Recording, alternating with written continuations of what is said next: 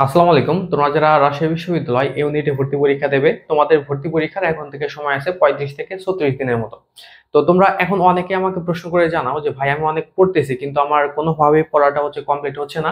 আমি সিলেবাসটাও কমপ্লিট করতে পারছি না। মোট কথা আমি পড়াটা মনে রাখতে পারছি না। আমি পড়তেছি অনেক কিন্তু কাজে লাগছে না।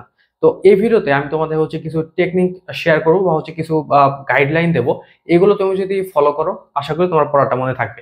তো দেখো, তোমাদের অ্যাডমিশনের যে পিরিয়ডটা আছে, এই পিরিয়ডের মধ্যে তোমাদের পরীক্ষার টাইম যত বেশি আগিয়ে আসবে, তোমাদের মাঝে কিন্তু নার্ভাসনেস বা যে ভয় ভীতির যে বিষয়টা, এটা কিন্তু অনেক বেশি বেড়ে যাবে।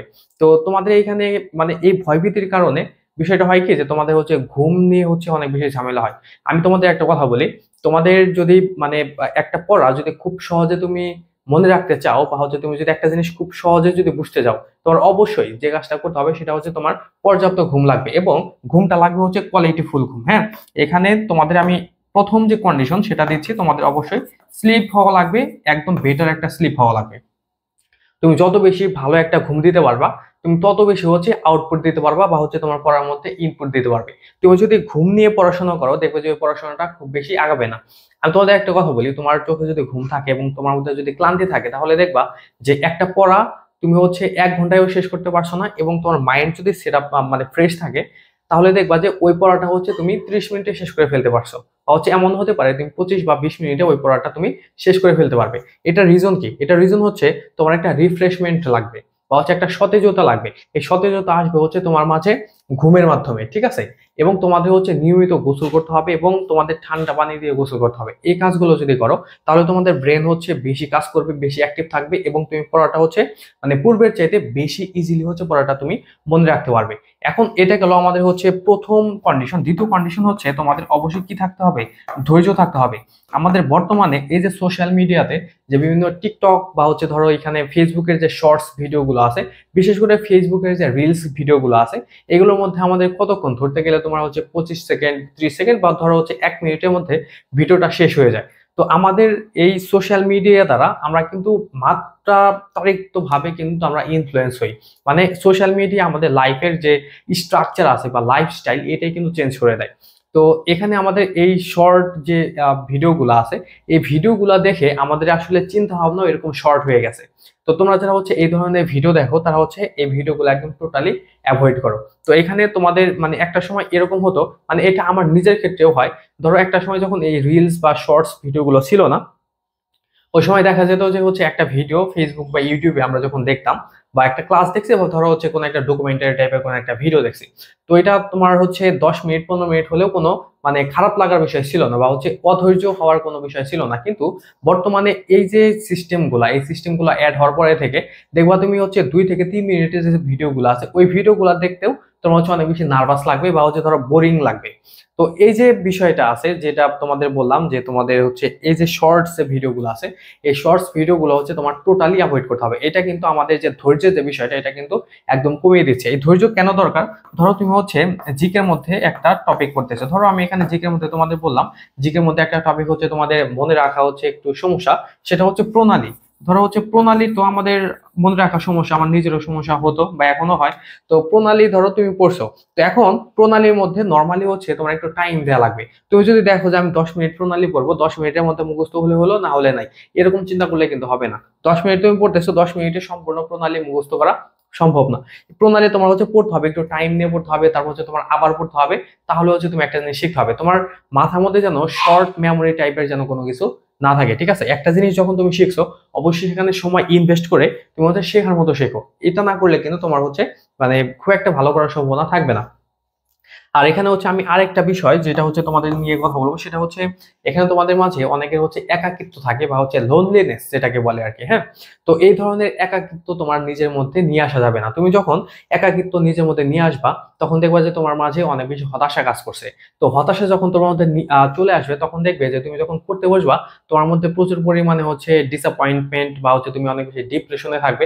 তো তুমি পড়তেছো একটা জিনিস, তুমি অনেকক্ষণ ধরে একটা জিনিস পড়তেছো, তখন দেখবা যে মানে তুমি পড়তেছো একটা, তোমার মনের মধ্যে ঘুরতেছে অন্য একটা জিনিস। ধরো তুমি ইংলিশে গ্রামারের একটা টপিক পড়তেছো, তুমি চিন্তা করতেছো অন্য জিনিস। তো এই ধরনের জিনিসগুলো তোমরা টোটালি অ্যাভয়েড করো। এখানে তোমার একাকিত্বের মধ্যে রিজন হতে পারে, তোমরা চিন্তা করতে পারো যে নেগেটিভ থট যেটা, যে ধরো আমি যদি ভর্তি পরীক্ষায় চান্স না পাই তাহলে আমার সাথে কি হবে, বা হচ্ছে আমি যদি ভালো করতে না পারি, বা হচ্ছে আমি যদি ওই ভার্সিটিতে চান্স না পাই, বা হচ্ছে আমি চান্স না পেলে মানুষজন কি বলবে, এই ধরনের চিন্তা ভাবনা এখন বন্ধ করো। এসব চিন্তা ভাবনা অনেক করেছো, এই চিন্তা ভাবনা এখন বাদ দিয়ে তুমি জাস্ট হচ্ছে যখন একটা জিনিস পড়তে বসবা তখন একদম রিফ্রেশমেন্ট নিয়ে এবং সতেজতা নিয়ে হচ্ছে উৎফুল্ল মনে হচ্ছে তুমি একটা জিনিস পড়তে বসবা, ঠিক আছে? একটা বিষয় নিয়ে তুমি হচ্ছে পড়তে বসবা। তুমি যদি একাকিত্ব যদি নিয়ে আসো তাহলে দেখবে যে তুমি পড়তেছো কিন্তু তোমার মধ্যে অনেক ডিপ্রেশন, এবং তুমি হচ্ছে পড়াটা হচ্ছে গুছিয়েও নিতে পারছো না, তুমি অনেক পড়াটা হচ্ছে তুমি আগেও নিতে পারছো না। এই সমস্যাগুলো কিন্তু তোমার মধ্যে নিয়ে আসা যাবে না। হ্যাঁ, এখানে তোমাদের আরেকটা গুরুত্বপূর্ণ ফ্যাক্ট হচ্ছে তোমাদের এখানে সোশ্যাল মিডিয়ার যে বিষয়টা আছে। এই সোশ্যাল মিডিয়া তোমার যদি ইউজ করার প্রয়োজন হয় তুমি ইউজ করতে পারো, কিন্তু এটা তোমার দিনের মধ্যে একটা সার্টেন পিরিয়ডে তুমি ইউজ করতে পারো। ধরো তুমি হচ্ছে দুপুরবেলা বা হচ্ছে বিকালবেলা তুমি যখন খুব বেশি বোর হয়ে গেছো বা তোমার বোরিং লাগতেছে, ওই সময় তুমি হচ্ছে ধরো 20 মিনিট বা 25 মিনিটের জন্য জাস্ট সোশ্যাল মিডিয়াটা একটু দেখতে পারো, জাস্ট তোমার রিফ্রেশমেন্টের জন্য। কিন্তু এখানে সময় কাটানোর জন্য তোমার এই কাজগুলো করা যাবে না, ঠিক আছে? সার্টেন একটা টাইমে যদি তুমি সোশ্যাল মিডিয়া যদি ইউজ করতে পারো, নিজের মধ্যে যদি ওই কনফিডেন্সটা থাকে যে তুমি এটা হচ্ছে অ্যাভয়েড করতে পারবা যে কোনো সময়, তাহলে হচ্ছে তুমি এটা ইউজ করতে পারো। আর যদি এটার যদি তোমার হচ্ছে পটেনশিয়ালিটি বা হচ্ছে এটা তোমার মানে ট্যাকেল দেওয়ার সক্ষমতা না থাকে, তাহলে সোশ্যাল মিডিয়া একদম অ্যাবলিশ করে দাও, বা হচ্ছে এটার কোনো দরকারই নেই। আর তোমরা যারা হচ্ছে রাবি ইউনিটে পরীক্ষা দেবে, তোমাদের জন্য আমাদের একটা কোর্স কিন্তু রয়েছে, আমি এই বিষয়ে তোমাদের একটু ধারণা দিচ্ছি, এবং আমি কিন্তু তোমাদের যে পড়ার যে বুস্ট আপের বিষয়টা ওইটা নিয়ে তোমাদের সাথে আবারও কথা বলবো। তো এখানে আমাদের হচ্ছে এই ইউনিটের কোর্স, এখানে আমাদের মোট হচ্ছে তোমরা 45টা ক্লাস পাচ্ছ। এগুলো হচ্ছে তোমাদের বাংলা, ইংলিশ, জিকের উপরে তোমরা আলাদাভাবে হচ্ছে 15টা করে ক্লাস পাবে। তোমাদের ইংলিশ এবং বাংলার মধ্যে যে গ্রামারের যে টপিকগুলো আছে, আশা করি তোমাদের গ্রামারের কোনো সমস্যা থাকবে না আমাদের এগুলো করার পরে। এবং তোমাদের এগুলো হচ্ছে একদম বেসিক থেকে পড়ানো হবে।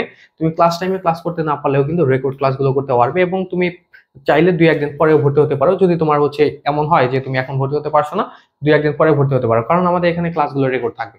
তুমি হচ্ছে এখানে লেকচার শিট পাবে, রাবি ইউনিটের অবশ্যই 100% প্রিপারেশন হয়ে যাবে, এবং তোমরা যারা অবাণিজ্য পরীক্ষা দেবে অবাণিজ্যের অন্তত 80% প্রিপারেশন তোমার এখানে হয়ে যাবে।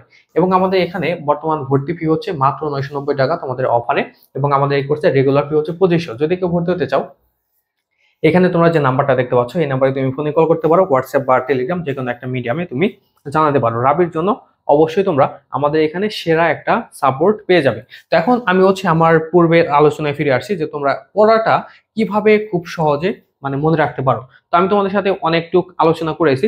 এখন আমি তোমাদের যে বিষয়টা নিয়ে কথা বলবো সেটা হচ্ছে তোমার অবশ্যই এখানে একটা সুন্দর রুটিন থাকতে হবে, ঠিক আছে? তুমি যদি একটা সুন্দর রুটিন মেনটেন না করো তাহলে কিন্তু এখানে তোমার ভালো করা সেরকম সম্ভব হবে না। তোমার একটা রুটিন থাকতে হবে, এবং তোমার হচ্ছে নিয়মিত বা ধারাবাহিকতা তোমার থাকা লাগবে। চেষ্টা করবে দৈনিক যেন 12 ঘন্টা প্লাস যেন পড়াশোনা করতে পারো। এবং রমজান মাস যেহেতু এখন চলছে, তো রমজান মাসে তোমার পড়াশোনার রুটিনটা কিরকম হওয়া লাগবে এই বিষয়ে যদি তোমরা ভিডিও চাও সেক্ষেত্রে আমাকে একটু কমেন্ট করে জানিও, ঠিক আছে? তো এগুলো হচ্ছে তোমরা মেনটেন করবা, তাহলে কিন্তু তোমার পড়াটা হচ্ছে অনেক বেশি এগিয়ে যাবে। এবং তোমাদের এখানে আরেকটা যে কথা বলবো সেটা হচ্ছে রাবির ইউনিটে তোমরা যারা পরীক্ষা দেবে, রাবির যে সিলেবাসটা আছে ইউনিটে, তো রাবিতে ইউনিটের সিলেবাস বা রাবির যে প্যাটার্নে প্রশ্ন করে থাকে ওই প্যাটার্নটা হচ্ছে তোমার গেস করতে হবে, এবং ওই প্যাটার্ন অনুযায়ী হচ্ছে তোমার প্রিপারেশন নেওয়া লাগবে, ঠিক আছে? শুধু পড়লেই হবে না। এখানে আরেকটা বিষয় হচ্ছে, সর্বশেষে আমি তোমাদের যে কথাটি বলবো সেটা হচ্ছে নিজের মধ্যে তোমাদের কনফিডেন্স রাখতে হবে, ঠিক আছে? এখানে হতাশ হওয়া যাবে না, নেগেটিভ চিন্তাও রাখা যাবে না। তোমার মধ্যে যখন কনফিডেন্স থাকবে, পজিটিভ কনফিডেন্স থাকবে, আবার এটা কিন্তু ওভার কনফিডেন্স না। তো এরকম কনফিডেন্স থাকলে কিন্তু তোমার পড়াটা হচ্ছে তুমি ইজিলি হচ্ছে আগায় নিতে পারবে, এবং তোমার হচ্ছে ধরো প্রিপারেশনের ক্ষেত্রে তুমি হচ্ছে এখানে বড় একটা অ্যাডভান্টেজ পাবে। তো এই বিষয়গুলো তুমি যদি মেনটেন করে চলো তাহলে অবশ্যই হচ্ছে তুমি তোমার পড়াটা হচ্ছে সহজে মনে রাখতে পারবে। আর যে পড়াগুলো তোমার কাছে একটু কঠিন মনে হয়, যেমন আমাদের যে মুখস্থ আইটেমগুলো আছে, ইংলিশ মুখস্থ আইটেম এইগুলো, তো এগুলো হচ্ছে তুমি সকালবেলা পড়বা, ঠিক আছে? তো সবাই ভালো থাকো। আজকে আমাদের আলোচনা এই পর্যন্তই ছিল, হয়তো তোমরা ভিডিও থেকে উপকৃত হয়েছো।